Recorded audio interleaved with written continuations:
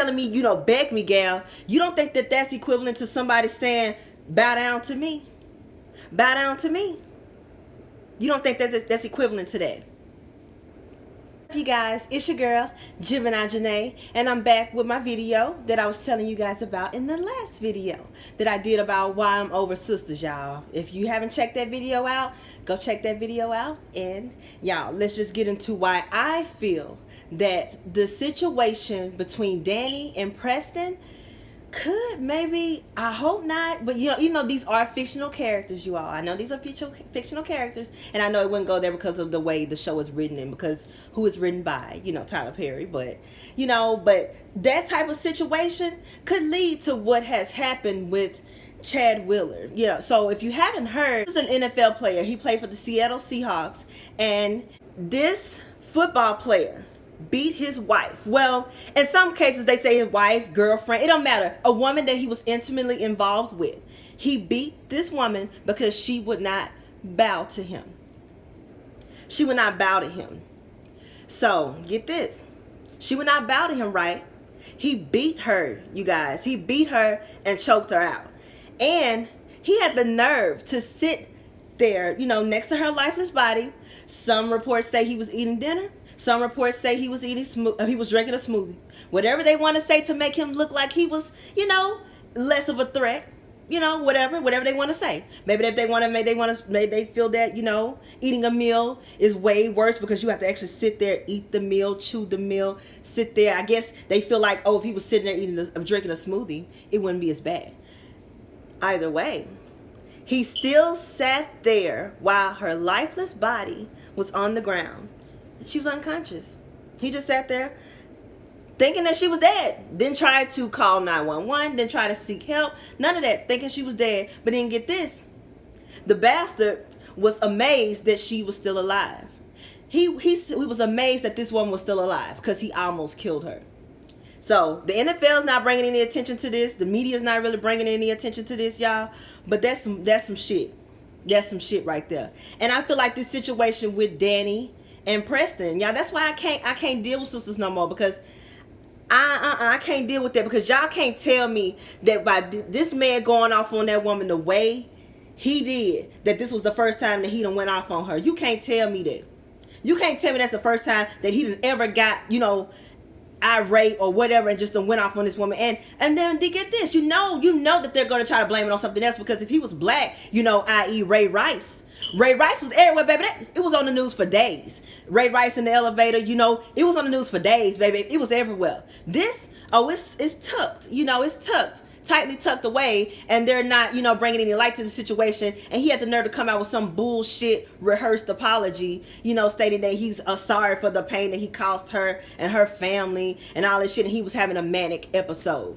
Because, they were letting him go or whatever, but he was having a manic episode. And every time it's with them, why every time it's something with them, they get a pass because, a mental illness.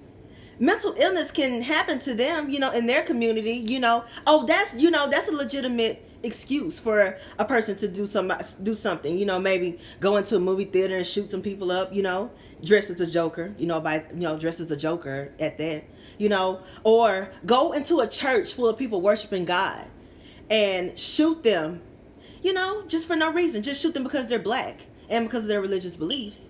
And, but they get a pass because of mental illness.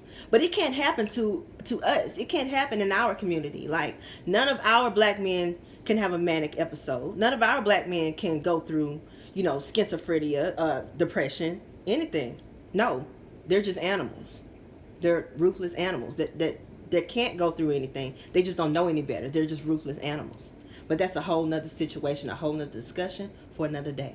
So let's just stay on this. But basically, the situation between Danni and Preston, she took him back after this motherfucker handcuffed her to a bed, chain me to something, chain me to a motherfucking bed, literally gave her a pot to piss in. Bitch handed her a pot, literally gave her a pot to piss in, and said, beg me, gal. And she continued to even give him any type of anything. Like, you're still talking to this person? And mind you, he's telling me, you know, beg me, gal. You don't think that that's equivalent to somebody saying, bow down to me? Bow down to me? You don't think that that's equivalent to that? No. And then my thing is, Preston told her. I'm pretty sure that young lady, his wife, girlfriend, whoever she is to him, I'm pretty sure she had some type of red flag that she saw too, but she chose to ignore. She probably knew his people was racist. She probably knew he was racist or something. Some had some type of racist roots. She knew something. She saw some type of sign. She just chose to ignore it. Preston flat out told Danny that his father and his brothers would have a fit if they knew that he was with her. I won't fuck with nobody like that. Y'all not finna, just like you see at the end of that last episode, those men approach her, what they said, keep your black ass away from my brother. Calling her niggas and everything on her fucking job. And I see at the end she getting defensive. But we see, you know, we're going to see the rest of the next episode. So I'm done with Sisters. I'm going to finish this season off because I've already started. I've already invested this much time and watched this many episodes. So I'm going to finish this season off. But after this, I'm done. So I just want to see, you know, I may give it another chance because like I said, because I'm always willing to support Tyler Perry. But y'all, I can't with the bullshit on the show. But yeah, it's just, he told her that his people, his family was racist. And then she was getting defensive at the end. We're going to see. So I wonder, was she defending him? Or was she defending herself in her personal space? And you coming up to my job with the bullshit, then call me a nigga? Like, I got something for your ass. Like, that type of defensive. Not defensive like, oh, I'm going to still be with Preston no matter what you say or no matter how you feel. Because, baby, I don't love you that much. I'm pretty sure he don't love you that much. Nah, see, that's what I'm saying. I don't want to be in a relationship where I have to constantly fight for our love in that way because you don't like me because of the color of my skin and you don't want me to be with someone in your family because you don't like the color of my skin. And I have to constantly defend that. I could never go around to people's house. I wouldn't have no kids with him. I couldn't, none of that. Because you see, like, this situation, like, even with this young lady right here. Like, you can't tell me that that's the first time that man done went off on that woman. And you never know, like, he telling her to bow down to him. It could have been some other shit that he done had her doing and she probably got fed up and said no. And got tired of the shit. But they do shit. They put up with shit for whatever reasons, I guess. For whatever fucking reasons. Just like all the motherfucking people. Those men that went and stormed the Capitol. You will be amazed at how many of them are married to black women. They ass out there holding up Trump signs, supporting it because they feel like because they're housewives, they have to go by whatever their husbands say or whatever. Just like one of them couples, this the white man that done started the KKK over in Hawaii, his wife black, they was on damn divorce court. And you still stupid sticking by his motherfucking ass with the bullshit. With the bullshit. I can't. So I just wouldn't be in no situation like that, y'all. Like, I just can't, like... Why? And then these women, they have children with these people. Like, I know that sometimes people can show you, or they can present a whole different side of themselves, but you have to look into the red flags and the warning signs. Like, this man on this show, this man flat out told this woman that his family was racist. And then he flat out do some racist shit and pull it off like, oh, I didn't know. Try to act like you don't fucking know better. You fucking know. Like, you basically, if you know well enough that your parents are racist, you know, and some shit that they don't fucking say, you know some shit that could be fucking racist. Or if you know genuinely if you want to date black women, then you need to like to make yourself be aware of what's offensive and what's not offensive to black women or to black culture. You know, make yourself aware of that. You know, if that's what you want, what you really want. Because I couldn't be with nobody like that because I feel like no. Nah, you only love me to a certain extent. Because if it comes down at the end of the day between me and your family, like if it was really down to it, you have some people that will separate themselves from their family because of the person that they love, you know, because they choose to be with the people that they love, you know. And I understand that, but I just feel like in my heart, like, I would not want that for my family. I would not want to put my spouse through that. Like, I wouldn't even want to feel like I'm the reason why my spouse can't communicate with his blood family because of me. And then I wouldn't even feel right even being in their family because I really feel like y'all don't like me because of the color of my skin and not the content of my character. I couldn't fuck with nobody like that. I don't care if they ain't think that much love in the world. Because at the end of the day, my love, the love that I want to show to my children won't be that type of judgmental love like that. Where you can only love people, you know, you can't love a certain group or a certain race of people. Like, I don't want that type of love. And I just pray and hope that this young lady walks away from this man and take that motherfucker from everything that he got. But I just feel like she's gonna stay.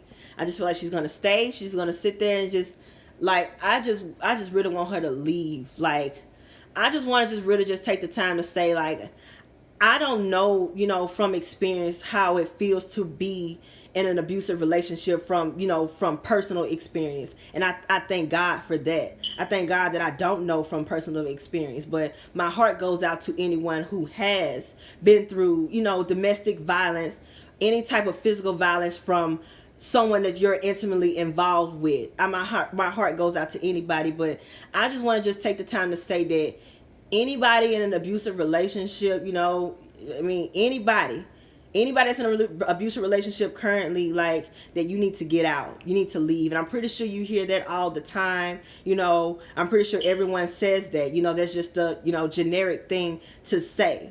But I just want to say this, that I hope you all know that when you're in an abusive relationship, I don't know from experience, but I can only imagine, you know, just thinking from like how I would be, you know, if I was in that situation, how I'm just, you know, thinking if I was in that experience. You have to, like, realize that when you're in an abusive relationship, it's only going to end two ways if you stay with that person. Dead. I'm sorry. I didn't mean to throw the middle finger at you guys. I'm sorry. It's only going to end up two ways. Dead or in jail. And that's just real. And it's either going to be you or him. Either you go end up dead or in jail, or he go end up dead in jail.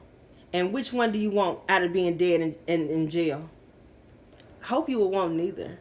And just choose to live life. Choose to live your life. Choose to move on and be strong. You know, not saying that, you know, I'm not saying that you're weak for still staying in your situation. I know that this situation is very delicate, especially for someone that hasn't experienced it. But I just want you to really just think about, you know, if things go wrong, that if it comes down to the wire, like if things go wrong and you're in a heated situation, a very heated, like the situation at the butt of it all, like the situation that just breaks the house down, like that breaks the whole foundation down. When you're at that breaking point, you have to think about, at the end of this result, like with me still being with this person, am I going to end up dead, or am I going to end up in jail for killing this person because I'm tired, or killing this person because I just want to be free, or just killing this person because I just don't want to be hit anymore, or I just don't want to be abused anymore. Like, we wish that this legal system will understand that, you know, you have to defend yourself. Like, you try to stay for whatever your circumstances are for children, or, you know, because of love, you know. And it's just because people show you something in the beginning. Of course, nobody's going to willingly be with someone in the beginning that was willingly beating on them in the beginning. No one's going to really be with someone that was really beating on them from the gate. No, like, you have to have time invested into this person. This person has made you develop trust for them. This person has made you really, like, let all guards down, you know. And they just came in and just you know, they just came in and just destroyed all of that. Like, and they're destroying you. The longer that you stay with someone in an abusive relationship, that's destroying you. You have to just think about it. You don't want to end up in jail you don't want to be put on trial. None of this, like, go through any of that, be put behind bars, behind defending your life, when you could just walk away and leave. Like, just try to get some help. They have plenty of, like, hotlines that you can call, plenty of places that you can, you know, go to for help. You know, just leave. Like, no, just leave. And I mean, I'm sorry, you know, if you guys may not want to hear that from me, because I don't know from experience, but I just know how it feels to be fighting for your life, you know. And I just don't want anyone to fight for their life at the hands of another person behind a situation that you really can't control, you know. Like, I know that you may feel like you love this person, and a lot of people, they hold on to their marriage and their commitment, and that makes them feel like they need to stay, they need to work it out. But God wouldn't put nobody in your life to abuse you. God wouldn't put nobody in your life to beat you. Like, your life is precious. Like, no, God wouldn't put anybody in your life to, like, to make you feel down, to make you feel low. Like, you really think a person's gonna get their blessings, and you really think that you gonna have all the blessings that God has in store for you while you're tied to this toxic person? No. No. God is not gonna give you none of your blessings until you release that. Until you release this person from your life. And that's just real. God is not going to give you none of your blessings. Like, you could be like, you could see, you know, like a broken, beautiful, big-hearted person. You know what I'm saying? But you have to have that will to, like, help yourself. You have to have that will to help yourself. Like, faith without work is dead. Like, you can pray, you can pray, for your situations to get better, but you also have to move. You have to have that action. So if anybody's out there in the abuse situation, I pray and I hope that you please get out of that situation. Please. Like, it's not going to end anywhere, but someone's going to end up dead or in jail. And, and that's just how it can go for both of you. Both of you can end up in that situation. But if you choose to walk away, you can change the narrative and take over your life and take control of your life. And don't allow anybody else to put their hands on you. And that's all I got to say, y'all. Like, I just hope that young lady leave that bastard alone. Be cautious, you know what I'm saying? I don't know if she have any kids by him, but I just pray that she get out of that situation and just be mindful with moving forward. It's just, but ladies, I just this right here proves that white ain't always better. White is not always better. It's not. So, that's all I got to say on this, y'all. So, y'all, please be sure to like and subscribe. And that's all I'm about to say, y'all, because I'm really just kind of like, just kind of switch right now. Because I really just, y'all, I just want people to heal. Like, I just hope 2021 is the year of healing for everybody. Everybody just needs to heal. Like, please, everybody just focus on your healing and release all toxicity from your life. That's all I got, y'all. I'm going to holler at y'all in the next one.